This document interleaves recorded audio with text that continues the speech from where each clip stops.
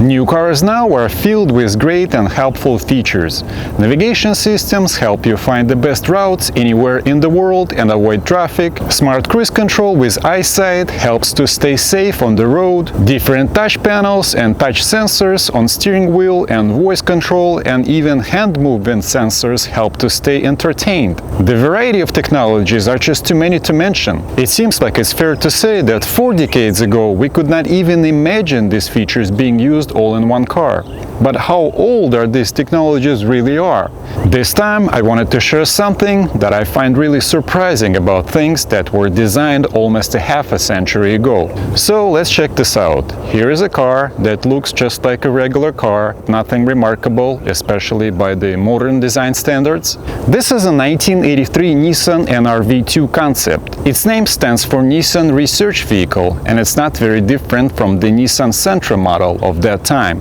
Once again, it is 1983 when people still used reel-to-reel tape recorders and vinyls, and car cassette players just started gaining popularity.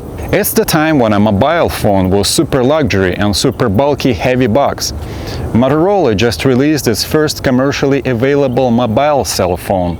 So how could this little concept car that had nothing particular futuristic on the outside surprise anyone? Well, first of all, the sedan already had a multimedia system with a touchscreen and many functions like radio presets and a GPS navigation system.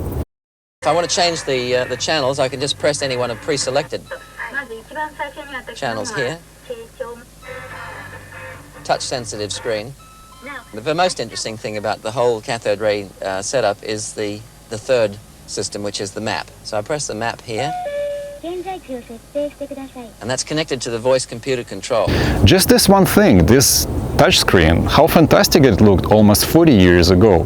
Its multi-function steering wheel had a volume buttons and radio preset buttons, and there is also cruise control that use radar, or what is now known as LiDAR, to warn you when you get too close to the car in front of you. And if needed, it can automatically slow the car down to a safer distance. It also had an electronic speed limiter that could warn the driver with a voice when the car was going over the speed limit. The whole process graphically was displayed on the electronic color dashboard that started gaining popularity just recently again. But in 1983, this was way ahead of its time, and there is more to it. Another conceptual feature was a rear view mirror with a built-in microphone that could recognize drivers' voice commands. There were 26 such commands in total. Incidentally, the computer has to be pre-programmed to recognize my voice, or the voice of anybody who wants to talk to it. This little microphone here in the rear vision mirror. Yes. Left. I'm increasingly getting the impression that these car's supposedly new technologies had been developed even earlier than that and implemented by car manufacturers little by little with each new generation. And I mean, probably it was decided to show just some of it to the public way before that, maybe in 1980.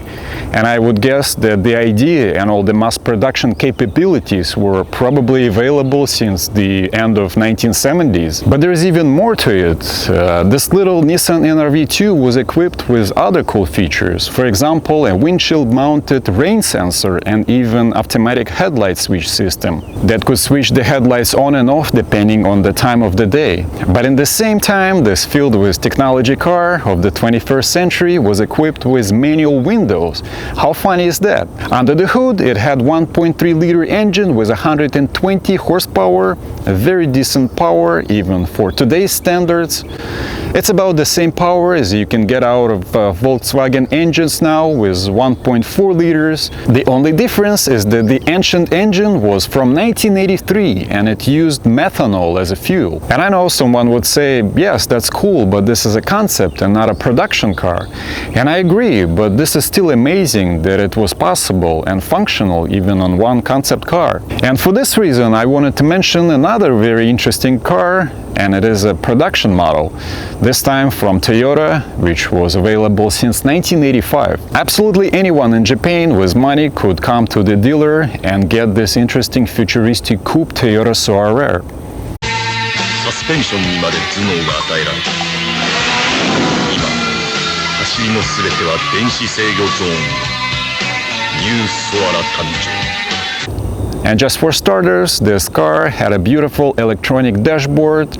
And what was really interesting is the Toyota Electro Multivision system with 6-inch real color screen that displayed many things, including graphic tachometer, gear selector position, and the Toyota electronic modulated suspension presets, also fuel consumption graphs, and even information on the car maintenance. The Toyota electronic modulation system is computer controlled, and it could change the suspension stiffness just by press of a button.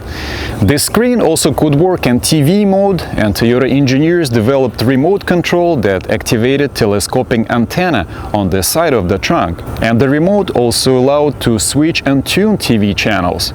This sounds super wild and fantastic for 1985, but this is a real production car and not a concept. The car was powered by 3-liter 6-cylinder engine and 197 horsepower.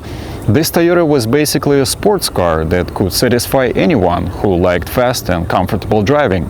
So, looking at all of this technology from the mid-1980s, it seems like we should have been flying in our cars by now, but we are still driving. That's all I have for you today, guys. Check out my channel for my other videos. Share in the comments what other cars technologies impressed you the most. But for now, thanks for watching and see you in the next one.